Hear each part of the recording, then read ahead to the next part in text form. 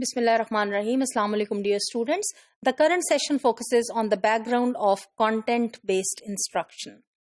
I hope and expect by the end of this session, you would have some introduction to the content-based instruction, and you would also know about its background and origin. Well, my dear students, content-based instruction, that is also called CBI, is kind of teaching which is organized around the content or information that students will acquire rather than around a linguistic or any other type of syllabus.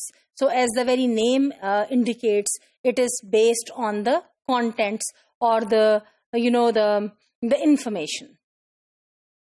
I would share a definition that is given by Krahnik, 1987. According to him, it is the teaching of content or information in the language being learned with little or no direct or explicit effort to teach the language itself separately from the content being taught.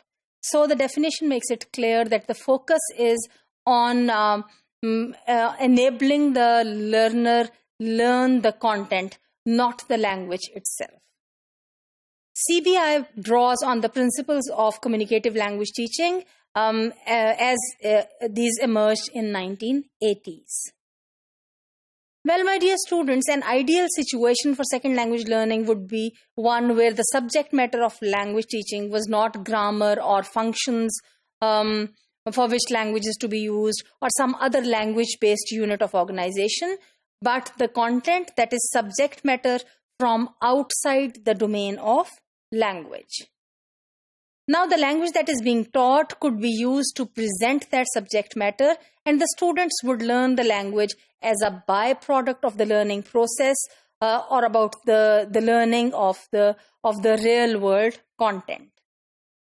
Thus, a foreign language can be associated with those areas of use which are represented by the other subjects. Now, what is the benefit? This helps to ensure the link between the content that is taught and the reality.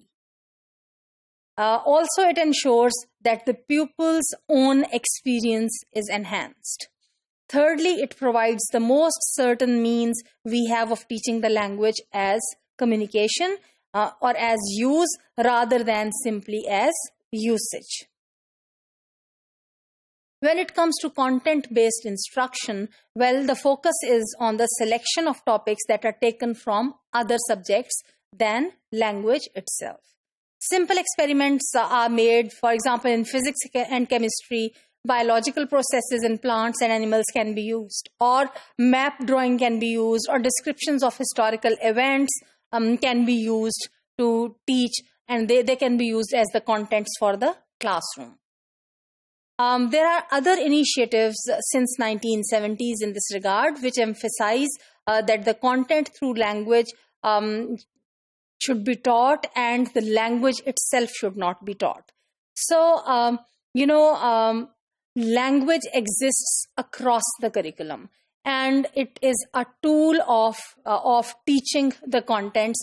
The language per se in itself is not taught. Immersion education, immigrant on arrival programs for students with limited English proficiency, and language for specific purposes are, examples where different kinds of contents are used based on the content-based instruction ways. Content-based instruction draws some parts of its theory and some parts of its practice from all these approaches that I have referred to.